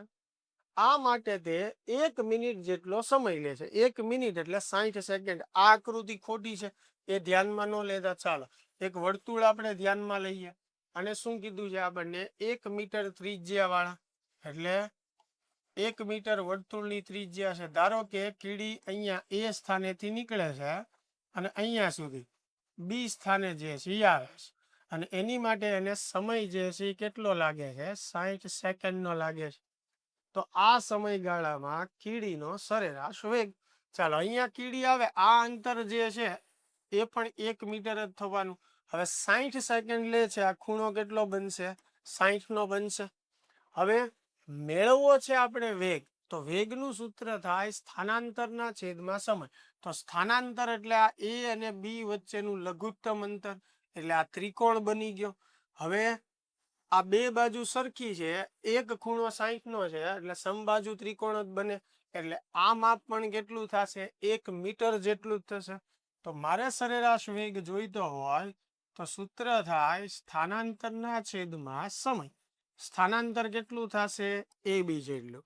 અને આ એ બી કેટલું થશે? 1 મીટર. સમય કેટલો? 60 સેકન્ડ. તો આપણો સરેરાશ વેગ થઈ ગયો 1/60 મીટર પ્રતિ સેકન્ડ. ક્લિયર? એની પછીનો પ્રશ્ન જોઈએ આપણે. એક ઘડિયાળના સેકન્ડ કાંટાની લંબાઈ 10 સેન્ટીમીટર છે. ચાલો સેકન્ડ કાંટો જે છે એ આપણને આપેલો છે. આ સેકન્ડ કાંટો જ્યારે 3 અંકથી 9 અંક પર પહોંચે. હવે તમે સમજો, સેકન્ડ કાંટો અહીંયા હોય 3 ઉપર, ત્યાંથી 9 પર પહોંચે એટલે ટોટલ 30 સેકન્ડ થશે. એટલે સમય જે છે એ ટોટલ 30 સેકન્ડનો લેવાનો છે. તે દરમિયાન તેના છેડે આવેલા કણની અનુક્રમે સરેરાશ ઝડપ અને સરેરાશ વેગ ખાલી જગ્યા સેન્ટીમીટર પ્રતિ સેકન્ડ થાય. ત્રિજ્યા આપી છે 10 સેન્ટીમીટર, બરોબર? કેમ કે જે કાંટાની લંબાઈ છે એ જ એની ત્રિજ્યા થશે. સમજો છો તમે? અહીંયા ઘડિયાળનો સેકન્ડ કાંટાની જે લંબાઈ હોય એ જ આ વર્તુળની ત્રિજ્યા થઈ. મારે મેળવવાનું છે ઝડપ. ઝડપનું સૂત્ર જે છે એ થાય પથ લંબાઈના છેદમાં સમય. તો સમય તો કેટલો આવવાનો છે? 30 સેકન્ડ.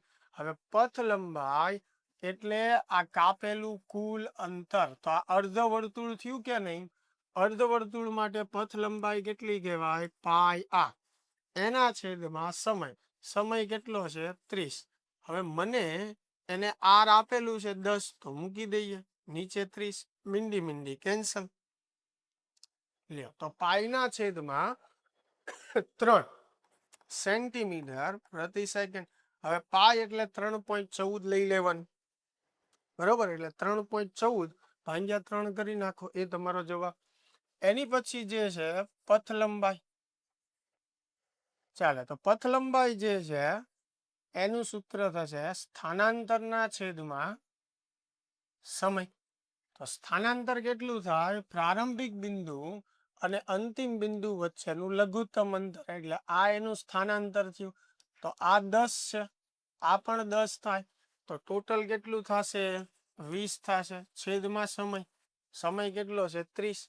ચાલે, તો 0 0 કેન્સલ. 2/3 કરો એટલે 0.67 જેવું આવે સેન્ટીમીટર પ્રતિ સેકન્ડ. એ ભાગાકાર તમે કરી શકો છો. ચાલો, તો આઈ થિંક મને છે ઓપ્શન 1 આવશે, કારણ કે 0.67 જે છે આપણને વેગ એક જ ઓપ્શનમાં આપ્યો છે, સરેરાશ વેગ. એટલે તમારી ઝડપ જે છે એ 1.047 આસપાસ આવતી છે. છતાં પણ ભાગાકાર કરીને આપણે એકવાર ચેક કરી લેવું વધારે સારું.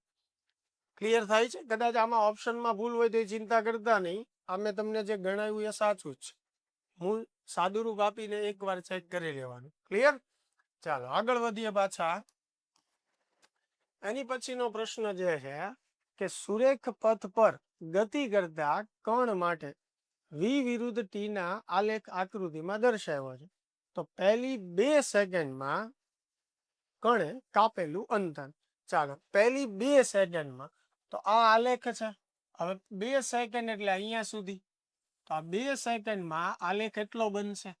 અને વી અને ટી ના આલેખ ઉપરથી આપણે અંતર જોઈતું હોય તો શું કરવું પડે? આલેખનું ક્ષેત્રફળ મેળવવું પડે. તો 2 સેકન્ડમાં ત્રિકોણ OAB બને છે. તો એ મારે મેળવવું હોય, બરોબર, એને x1 કહી દઉં, તો સૂત્ર શું થાય? તો કે આ આલેખનું ક્ષેત્રફળ. હવે આલેખ 2 સેકન્ડમાં કેવો બને છે? કાટકોણ ત્રિકોણાકારનો બને છે. એટલે આપણે એનું ક્ષેત્રફળ મેળવવું પડે. ત્રિકોણનું ક્ષેત્રફળ આપણને કેમ મળે? 1/2 પાયો ગુણ્યા વેધ. ચાલો, પાયો જે છે એ કેટલો છે? 2 નો. જોઈ લો તમે આકૃતિમાં. પછી વેધ. વેધ એટલે આ ઊંચાઈ. તો અહીંયા જુઓ કેટલી છે આ ઊંચાઈ? 10. એટલે એની જગ્યાએ આપણે 10 મૂકીએ. તો 2 2 કેન્સલ થાય. તો એ આપણને મળશે 10 મીટર. ચાલો, તો 2 સેકન્ડમાં કણે કાપેલું અંતર જે છે એ કેટલું મળશે? આપણને 10 મળશે. ચાલો, એની પછીનો પ્રશ્ન જે છે એ આપણે જોઈએ કે 0 થી 4 સેકન્ડના સમયગાળામાં કણે કરેલું સ્થાનાંતર અને કાપેલું અંતર. હવે 0 થી 4 સેકન્ડ. 0 થી 4 સેકન્ડ એટલે આ છે, બરોબર. તો અહીંયા સી નામ આપી દો. તો આ મોટો ત્રિકોણ થશે, બરોબર. તો 0 થી 4 સેકન્ડ માટે મારે મેળવવું છે. તો 4 સેકન્ડમાં આખો મોટો ત્રિકોણ બનશે. એનું ક્ષેત્રફળ 1/2 પાયો. કેટલો થશે પાયો? 4 નો. આ ત્રિકોણનો પાયો જુઓ અહીંયા આખો 4. વેધ એનો કેટલો થશે? 10 નો, બરોબર. તો 2 દુ 4, બરોબર. એટલે અહીંયા 2 આવ્યા, 10 દુ 20. ચાલો, તો 0 થી 4 સેકન્ડમાં સ્થાનાંતર કે કાપેલું કુલ અંતર બંને સરખું જ થશે. એ કેટલું મળશે? 20 જ મળશે. કેમ કે સ્થાનાંતર મેળવવું હોય તો પણ સૂત્ર આ જ છે. પણ સ્થાનાંતરમાં પ્લસ હોય એ પ્લસ લેવાનું, માઇનસ હોય માઇનસ લેવાનું. પણ આમાં કોઈ માઇનસ તો છે જ નહીં, હાલે, બરોબર છે. પથ લંબાઈમાં તો બધું પ્લસ જ લેવાનું આવશે. એવો પણ આગળ જતા પ્રશ્ન આવશે, એટલે એ તમને કરાવીશ. એટલે આ 0 થી 4 માં સ્થાનાંતર કયો કે પથ લંબાઈ કયો, બંને શું થશે? સરખું જ થશે. અહીંયા તમે સમજી લો. ધારો કે આલેખ મને આવી રીતે આપેલો હોત આમ, તો અહીંયા 4 સેકન્ડ છે, અહીંયા જે છે 6 સેકન્ડ છે, બરોબર. અહીંયા -10 જે છે એ વેગ છે, અહીંયા +10 છે. v વિરુદ્ધ t નો આલેખ છે. તો હવે મને એવું કે ભાઈ 4 થી 6 સેકન્ડમાં 4 થી 6 સેકન્ડમાં તમે પથ લંબાઈ મેળવો. તો પથ લંબાઈ મેળવવા માટે સૂત્ર 1/2 પાયો. આ પાયો જે છે 2 સેકન્ડ થશે. અહીંયા 6, અહીંયા 4, એટલે આમાં 2 નું થયું. એને ગુણ્યા વેગ. તો હવે હું પથ લંબાઈ મેળવું છું. જો અહીંયા વેગ માઇનસ છે, છતાં હું અહીંયા શું લખીશ? પ્લસ જ લખીશ. સમજાય છે વાત? પથ લંબાઈમાં પ્લસ આવશે. પણ જો મને એવું કીધું હોત કે 4 થી 6 માં સ્થાનાંતર મેળવો, તો સ્થાનાંતરની ગણતરી કરતા હોય ત્યારે આ માઇનસ છે, તો હું અહીંયા માઇનસ મૂકે. તો આ 2 2 કેન્સલ. તો મારો જવાબ -10 આવે. રેડી?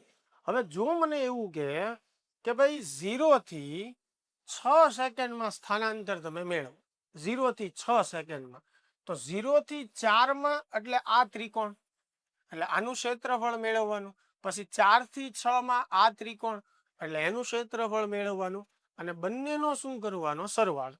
તો 0 થી 4 માં સ્થાનાંતર કેટલું? તો અગાઉ આપણે ગણ્યું છે. કેટલું છે? 20. બાકી આ સૂત્ર વાપરીને ગણવાનું કે 0 થી 4 માં કેટલું. પછી 4 થી 6 માં કેટલું? તો 4 થી 6 માં કેટલું છે? -10 છે. તો 20 - 10 એટલે જવાબ આવશે 10. એટલે 0 થી 6 માં સ્થાનાંતર 10 કહેવાય. હવે એમાં ને એમાં મને પથ લંબાઈ પૂછી હોય કે 0 થી 6 માં પથ લંબાઈ કેટલી થાય? તો 0 થી 4 માં પહેલા પથ લંબાઈ મેળવીએ, પછી 4 થી 6 માં મેળવીએ. તો 0 થી 4 માં પથ લંબાઈ કેટલી છે? 20 છે. હવે 4 થી 6 માં પથ લંબાઈ કેટલી છે? 10. -10 નહીં, પથ લંબાઈમાં તો ધન જ આવશે. અગાઉ અહીંયા સમજાવ્યું હતું. તો હવે આ +10 આવશે. તો પથ લંબાઈ કેટલી થશે? 30 થશે. ક્લિયર થાય છે? બરોબર. એટલે અહીંયા આપણી આકૃતિમાં ખાલી ધન જ ભાગ છે, એટલે તમને થોડોક કન્ફ્યુઝન રહે કે સાહેબ સ્થાનાંતર ને પથ અંતર તો હરખું જ મળે, તો બે અલગ કેમ પૂછ્યું? તો આવો કેસ હોય તો એમાં અલગ પણ હોઈ શકે. બરોબર? ક્લિયર થાય છે? ચાલો આગળ વધીએ. એની પછીનો પ્રશ્ન છે કે એક કણ સ્થિર સ્થિતિમાંથી ગતિ કરે છે, તેનો પ્રવેગ વિરુદ્ધ સમયનો આલેખ આકૃતિમાં બતાવેલ છે. તો કણની મહત્તમ ઝડપ ખાલી જગ્યા હશે. ચાલો, અહીંયા આપણને જે આલેખ આપ્યો છે એ પ્રવેગ અને સમયનો છે. હવે પ્રવેગ અને સમયના આલેખનું જો ક્ષેત્રફળ આપણે મેળવીએ તો એ આપણને ઝડપ કે વેગનું મૂલ્ય આપી શકે. ચાલો, અહીંયા આપણને ઝડપ કીધું છે, તો ઝડપ મેળવવા માટે આપણે આનું ક્ષેત્રફળ મેળવવાનું. હવે આલેખ જુઓ તો આ આલેખ છે આપણો, અને આ આલેખ વડે ઘેરાતું ક્ષેત્રફળ છે, એટલે આ કાટકોણ ત્રિકોણ બન્યો. તો ઝડપ આપણે મેળવવી હોય તો આપણે શું કરવું પડશે? એનું ક્ષેત્રફળ મેળવવું પડશે, અને ત્રિકોણના ક્ષેત્રફળનું સૂત્ર શું થશે? 1/2 પાયો. હવે આ પાયો જે છે એ કેટલાનો થશે? 11 નો થશે. જો એટલે ગુણ્યા 11 આવશે, એને ગુણ્યા વેધ. વેધ એટલે કે આ ઊંચાઈ. આ ઊંચાઈ જે છે એ કેટલી થશે? 10 ની થશે. ચાલો, તો 10 ભાગ્યા 2 એટલે 5 આવશે. 2 પંચા 10, અને 11 ગુણ્યા 5 એટલે કેટલું થશે? 55 થશે. તો 55 મીટર પ્રતિ સેકન્ડ એ આપણો જવાબ થશે. ચાલો, ક્લિયર થાય છે? એની પછીનો પ્રશ્ન જોઈએ તો એ છે, સાયકલ સવારના વેગમાં 20 સેકન્ડમાં 30 કિલોમીટર પ્રતિ સેકન્ડ ઉત્તરથી અને 40 કિલોમીટર પ્રતિ સેકન્ડ પૂર્વ તરફનો ફેરફાર થાય છે. હવે જુઓ, એના બે અલગ અલગ ફેરફાર આપ્યા છે. એક જે છે ઉત્તર દિશા તરફ 30 કિલોમીટર પ્રતિ સેકન્ડ, અને પૂર્વ તરફનો ફેરફાર જે છે એ કેટલો છે? 40 કિલોમીટર પ્રતિ સેકન્ડ. તો આ સમયગાળામાં સરેરાશ પ્રવેગ કેટલો થશે? હવે સરેરાશ પ્રવેગનું સૂત્ર શું થાય? ડેલ્ટા વી ના છેદમાં ડેલ્ટા ટી. બરોબર, એટલે કે વેગનો ફેરફાર છેદમાં સમયનો ફેરફાર. ખ્યાલ આવે છે? હવે વેગનો ફેરફાર જે છે એ આપણે મેળવવો હોય તો અહીંયા ધ્યાનથી સમજજો કે ઉત્તરથી પૂર્વ તરફનો, એટલે ઉત્તર અને પૂર્વ બંને પરસ્પર લંબ દિશાઓ છે. હવે લંબ દિશાઓ માટે આગળ આપણે સદિશના ચેપ્ટરમાં શીખશું કે એનું જે પરિણામી જે છે એ આપણને કેમ મળે? Under v1 square plus v2 square. અત્યાર પૂરતું આ યાદ રાખજો. સદિશ વાળું જે સમતલમાં ગતિ વાળું જે ચેપ્ટર છે એની અંદર આપણે સદિશના નિયમો શીખવાના છીએ, એટલે ત્યારે વધારે તમને ખ્યાલ આવશે. તો અહીંયા વેગનો ફેરફાર જે છે એ આપણને આ સૂત્રથી મળશે. તો અંડર 30 નો વર્ગ વત્તા 40 નો વર્ગ, એટલે આપણો જવાબ જે છે એ આવશે 50 કિલોમીટર પ્રતિ સેકન્ડ. બરોબર. હવે એ કિંમત અહીંયા મૂકી દઈએ આપણે, તો ડેલ્ટા વી જે છે એ 50, ડેલ્ટા ટી એટલે 20 સેકન્ડમાં. રેડી?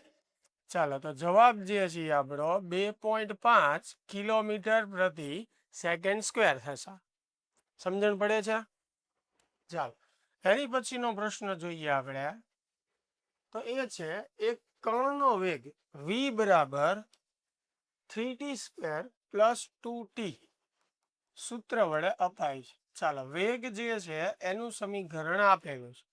તો આ કણનો t બરાબર 0 થી t બરાબર 3 સેકન્ડ વચ્ચેનો સરેરાશ વેગ તથા t બરાબર 3 સેકન્ડે પ્રવેગ શોધો. ચાલો, બે વસ્તુ મેળવવાની છે, સરેરાશ વેગ અને તત્કાલીન પ્રવેગ. હવે ટી બરાબર 3 સેકન્ડે પ્રવેગ કીધો છે તો એ તત્કાલીન થયો. તો તત્કાલીન પ્રવેગ મેળવવો હોય તો વેગનું વિકલન કરો, એટલે એ બરાબર ડીવી ના છેદમાં ડીટી. બરાબર, તો આનું વિકલન કરીએ તો 2 આગળ આવશે, 3 દુ 6, 1 ઘાત ઓછી વત્તા 2 એમ નામ, ટી નું વિકલન 1.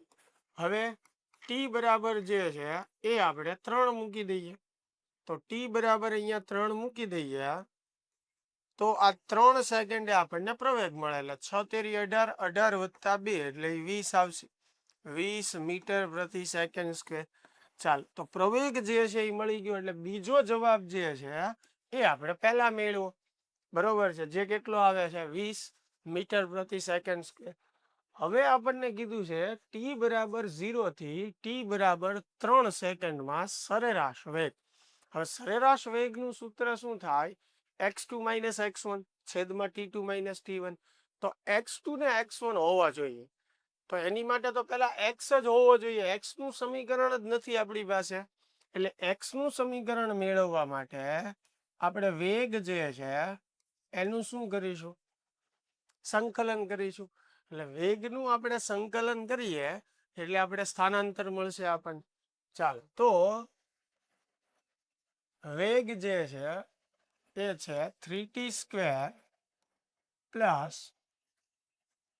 2t બરાબર ઇન્ટુ dt જે છે એઝ ઇટ ઇઝ.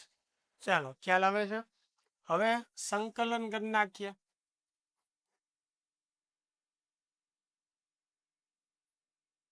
ચાલો તો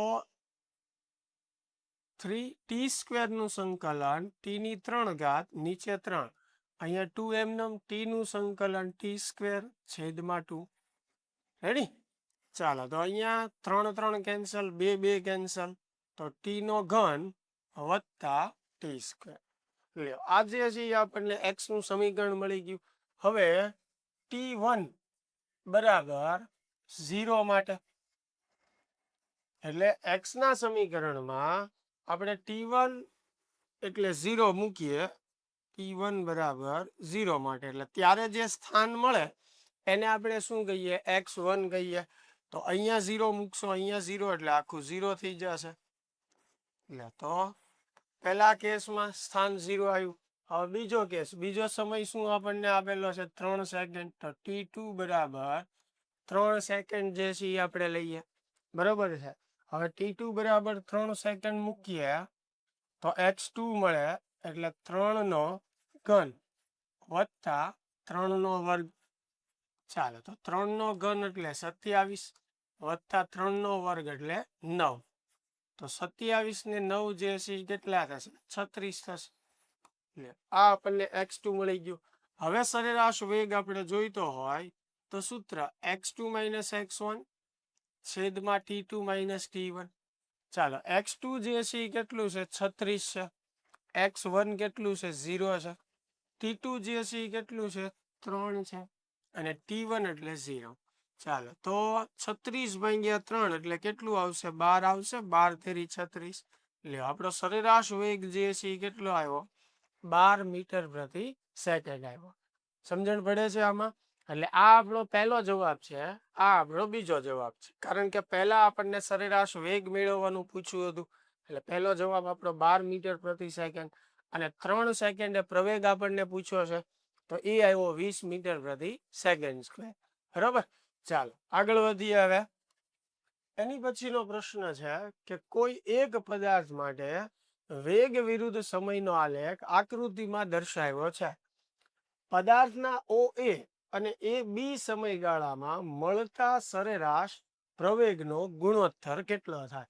હવે OA એટલે આ ભાગ છે. અહીંયા ભૂલથી C આવી ગયેલું છે. આ OA એટલે આ ભાગ અને બીજો AB એટલે આ ભાગ.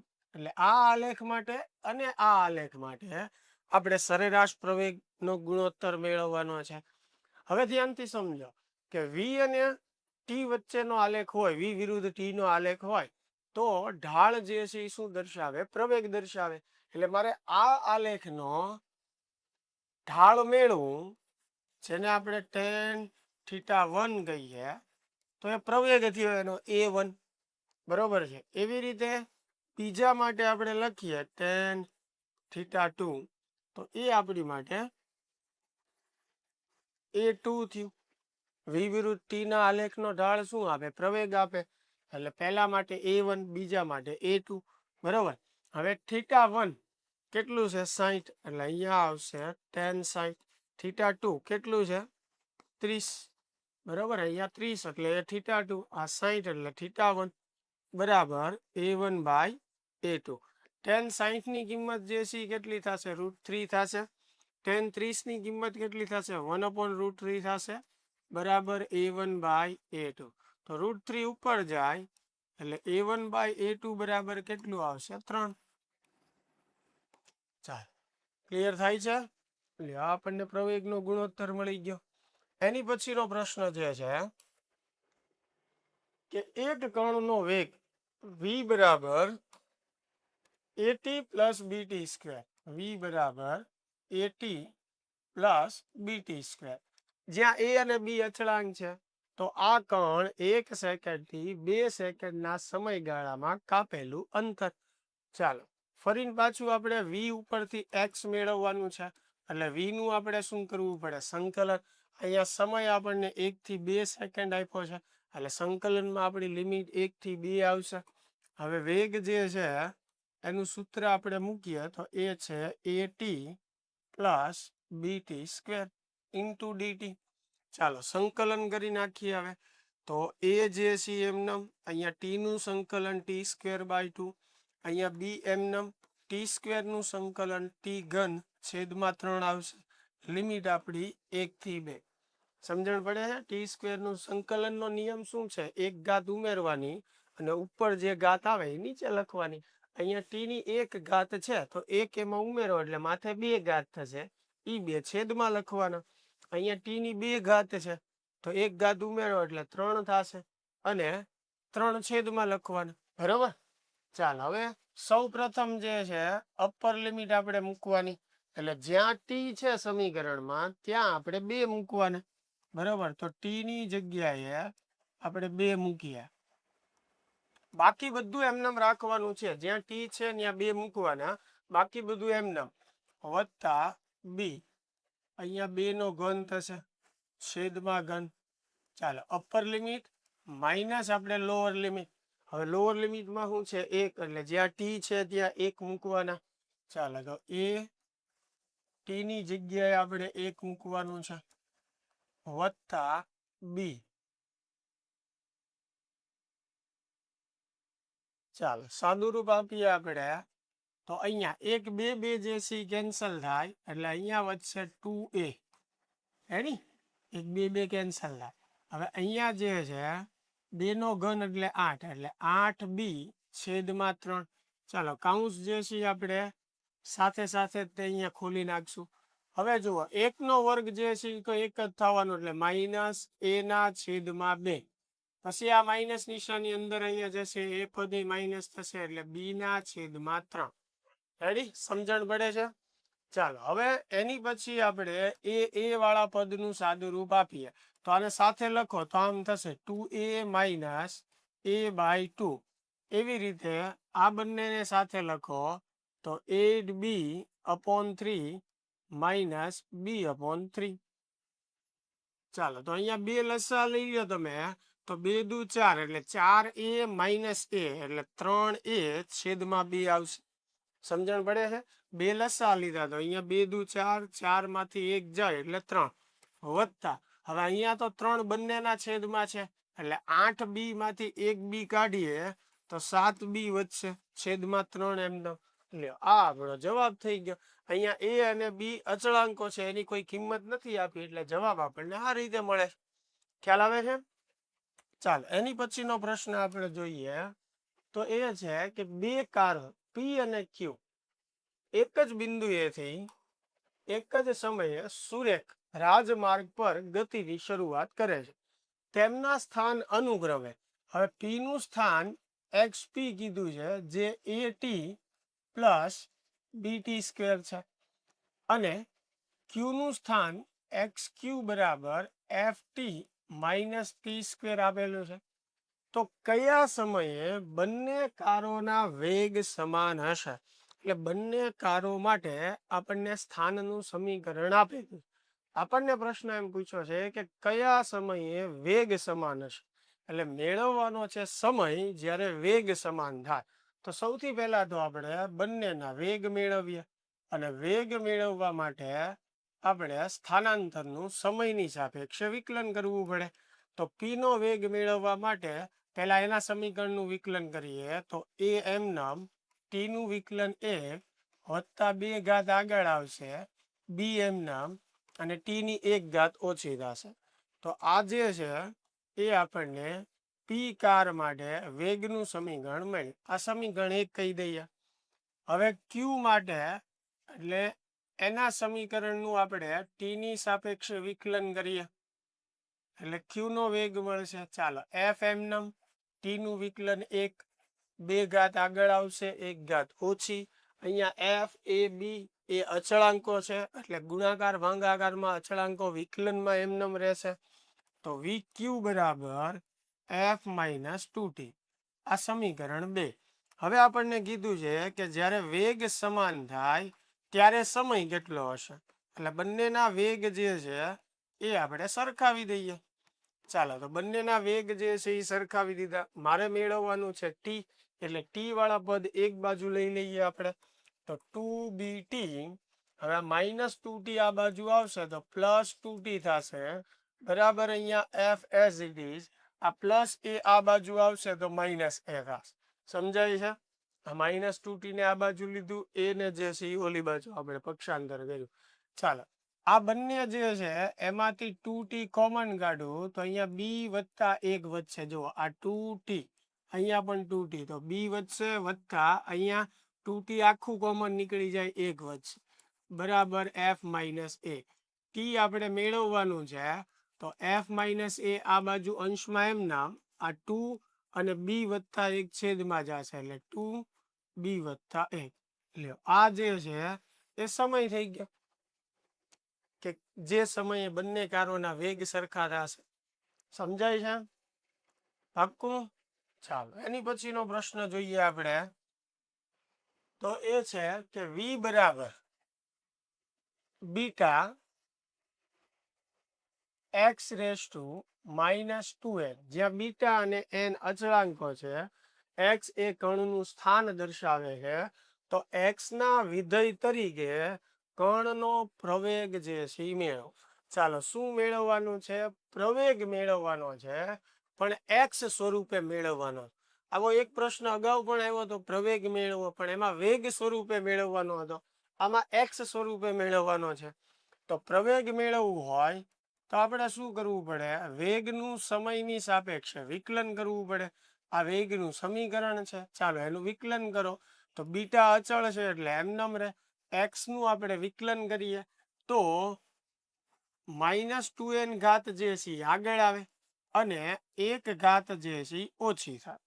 ધ્યાનથી સમજજો, આપણે વેગના સમીકરણનું આપણે વિકલન કરીએ છીએ. કોની સાપેક્ષે કરીએ છીએ? ટી ની સાપેક્ષે. એટલે બીટા જે છે એ અચળ છે એટલે એમનેમ રહેશે, બરોબર.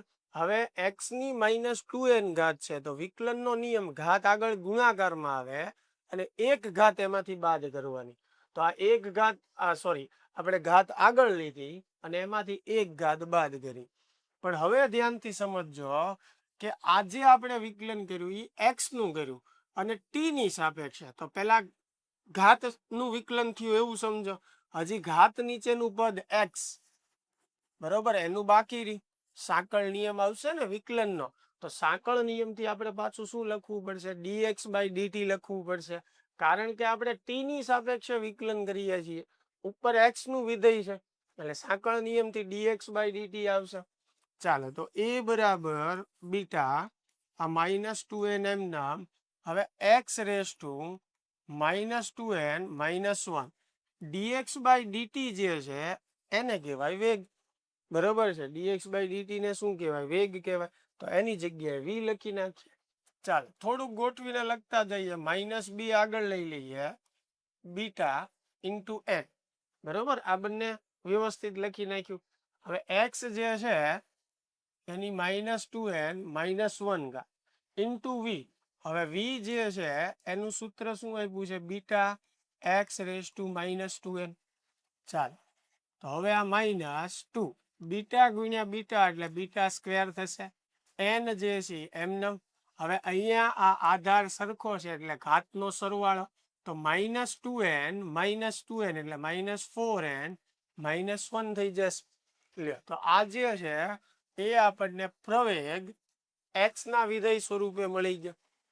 ખ્યાલ આવે છે? સોરી, અહીંયા એક ભૂલ છે, n એકલો જ આવશે ને, n નો વર્ગ આવવાનો નથી. n તો એકલો જ છે એટલે n એમનેમ આવશે. બીટા ગુણ્યા બીટા એટલે બીટા. ક્લિયર થાય છે? એટલે આપણો પ્રવેગ થઈ ગયો. ચાલો એની પછીનો પ્રશ્ન જે છે એ જોઈએ. અને આ આપણો લાસ્ટ પ્રશ્ન છે, બરોબર છે. ઘણા બધા પ્રશ્નો આપણે કર્યા, એની સિવાયના તમે તમારા મટીરિયલમાંથી તેમાંથી પ્રેક્ટિસ કરી શકો એટલે વધારે તમને આઈડિયા આવશે. ચાલો તો હવે આપણને એવું કીધું છે કે એક કણનું સ્થાનાંતર x સમય t સાથે t બરાબર √x + 3, બરોબર. આખા માથે રૂટ નથી, અહીંયા ભૂલ છે, એટલે જે સમીકરણ છે હું અહીંયા લખું છું t બરાબર √x + 3 જેવો સંબંધ ધરાવે છે, બરોબર. જ્યાં x મીટરમાં t સેકન્ડમાં છે, તો આ કણનો વેગ 0 બને ત્યારે તેનું સ્થાનાંતર મેળવો. ચાલો, મેળવવાનું આપણે શું છે? સ્થાનાંતર. પણ ક્યારે સ્થાનાંતર મેળવવાનું? જ્યારે એનો વેગ 0 થાય. તો સૌ પ્રથમ તો આપણી પાસે વેગ હોવો જોઈએ. વેગનું સમીકરણ હોય તો એમાં v બરાબર 0 મૂકીએ તો આપણને સમય મળે કે ભાઈ વેગ 0 ક્યારે થશે, અને એ સમય માટે આપણે સ્થાનાંતર ગોતી શકીએ, અને એની માટે સ્થાનાંતરનું સમીકરણ પણ હોવું જરૂરી છે. તો આમાં આ સમીકરણ t નું છે. તો પહેલા તો x ને સ્થાનાંતરને સૂત્રનો કરતા બનાવીએ, તો આ t 3 આ બાજુ આવશે તો t - 3 થઈ જશે, બરાબર. હવે અહીંયા √x કાઢવું છે આપણે, તો બંને બાજુ આપણે વર્ગ કરી નાખીએ, એટલે અહીંયા t - 3 નો વર્ગ થશે, બરોબર. અહીંયા વર્ગ કરીએ તો √x નો વર્ગ x થઈ જશે, અને અહીંયા આખા કૌંસનો વર્ગ આવશે, કારણ કે આ બંને સરવાળામાં છે. હવે a - b નો વર્ગ એટલે કે પહેલા પદનો વર્ગ થાય, માઇનસ નિયમના 2 પહેલું પદ ગુણ્યા બીજું પદ એટલે 60 થાય, પ્લસ 3 નો વર્ગ એટલે 9. આ તો આવડે જ છે ને તમને. a - b નો વર્ગ કેમ લખાય? પહેલા પદનો વર્ગ માઇનસ નિયમના 2 પહેલું પદ ગુણ્યા બીજું પદ વત્તા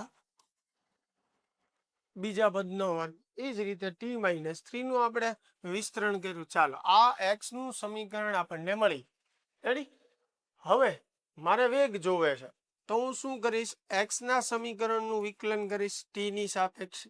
ચાલો, આ સમીકરણનું વિકલન કરો, 2 ઘાત આગળ આવશે, 1 ઘાત ઓછી, -6 t નું વિકલન 1, અચળ પદનું વિકલન 0 આવશે. તો v બરાબર શું મળશે મને? 2t - 6 મળશે. હવે વેગ શું થવો પડે? 0. એટલે વેગની જગ્યાએ આપણે 0 મૂકી દઈએ અહીંયા, બરાબર 2t - 6, બરાબર. તો -6 આ બાજુ લઈએ તો પ્લસ થઈ જશે. ચાલો, સામે છેદ ઉડાડીએ, 2 તેરી 6, તો t બરાબર કેટલું થશે? 3. ચાલો, તો વેગ જ્યારે 0 થાય ત્યારે સમય આપણને કેટલો મળે છે? 3 સેકન્ડ. હવે એ સમય માટે આપણે સ્થાનાંતર જે છે એ મેળવવાનું છે, બરાબર છે. હવે t બરાબર 3 સેકન્ડ આપણે આવ્યું. તો ધ્યાનથી હવે સમજો કે આની અંદર t બરાબર જે છે સ્થાનાંતરનું જે સમીકરણ છે સ્થાનનું, એમાં t બરાબર આપણે 3 મૂકીએ, બરાબર. તો t બરાબર 3 મૂકવું એટલે 3 નો વર્ગ -6 અને t જે છે એ 3 વત્તા 9, બરાબર. તો અહીંયા 3 નો વર્ગ જે છે એ 9 થશે, -6 તેરી 18 થશે, વત્તા 9. તો x બરાબર 9 વત્તા 9 18, 18 - 18 એટલે કેટલું થઈ જશે? 0 થઈ જશે. ચાલો, તો સ્થાનાંતર જે છે એ 0 આવ્યું, એટલે આપણે એ ઓપ્શન જે છે એ ટીક કરી નાખીએ. પણ હવે મિત્રો અહીંયા ખાસ ધ્યાન રાખજો, આપણને એવું નથી કીધું કે એ સમયે સ્થાન કેટલું થશે. જો ધ્યાનથી જો, અહીંયા શું કીધું છે? સ્થાનાંતર કીધું છે.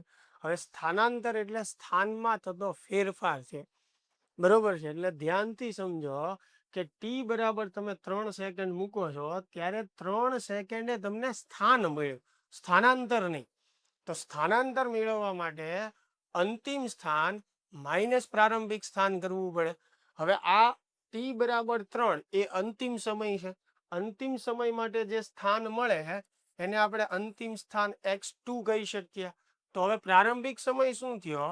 તો કે t1 બરાબર 0, એ આપણો પ્રારંભિક સમય થયો. એક સમય છે આપણી પાસે 3 સેકન્ડ, તો પ્રારંભિક સમય શું કહેવાય? 0 સેકન્ડ જ કહેવાય. તો 0 સેકન્ડે અને 3 સેકન્ડે આપણી પાસે સ્થાન હોવું જોઈએ. 3 સેકન્ડે તો આપણે મેળવું જ છે. હવે 0 સેકન્ડે મેળવવા માટે સ્થાનના સમીકરણમાં t બરાબર 0 મૂકીએ તો અહીંયા શું આવશે? 9 આવશે. અહીંયા t0 મૂકો, આ 0 થઈ જશે, આ પણ 0 થઈ જશે, બરોબર. તો 9 જે છે એઝ ઇટ ઇઝ થશે. ચાલો હવે મારે સ્થાનાંતર મેળવવું છે તો ડેલ્ટા એક્સ બરાબર x2 માઇનસ x1. હવે x2 જે છે એ કેટલું છે 0 છે, x1 જે છે એ કેટલું છે 9 છે, તો સ્થાનાંતર આપણું આવશે -9 મીટર. એટલે આ ઓપ્શનમાં -9 હોવું જોઈએ. સમજણ પડે છે?